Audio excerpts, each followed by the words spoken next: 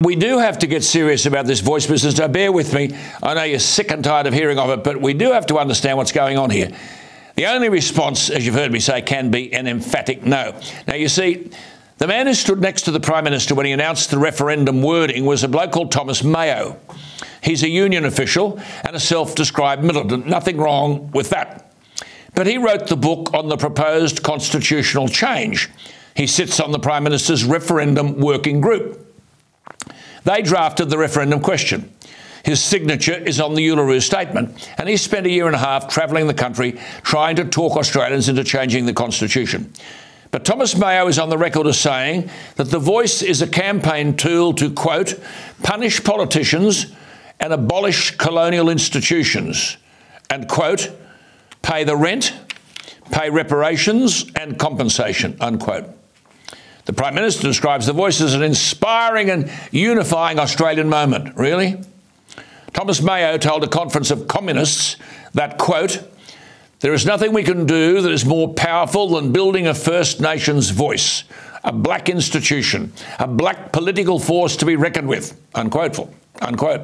We're grateful to Jacinta Price for pointing all this out. Thomas Mayo says he's, quote, sick of governments not listening to our voice, unquote. And he described the, quote, powers that be as, quote, unquote, murderers.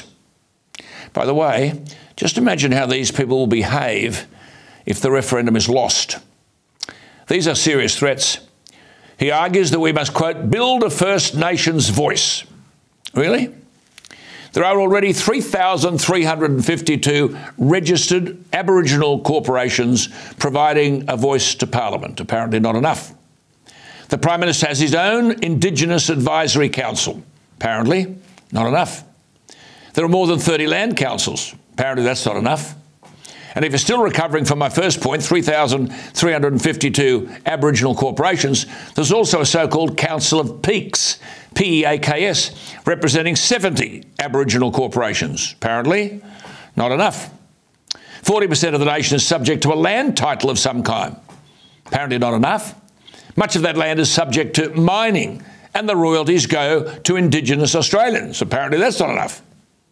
The Aboriginal population is officially 3.8%, but we've got 11 Aboriginal MPs in the federal parliament, which represents 4.8% of the population. But apparently that's not enough. At a 2021 Invasion Day protest, not Australia Day, Invasion Day, Thomas Mayo described, quote, the powers that be, unquote, as, quote, unquote, murderers. And he was, quote, sick of governments not listening to our voice, unquote. Mr. Mayo, may I respectfully suggest there are so many Indigenous voices with the power to represent their views to the Parliament, it'd be a year of Sundays before you'd be able to listen to them all. Mr. Mayo, be honest with us. As Lydia Thorpe has said, you don't want a voice, you want sovereignty. You think you own this country, and you think Australians should pay rent for a property they've worked their backsides off to own. Well, Mr. Mayo, think again. It simply won't happen, and you better get used to it.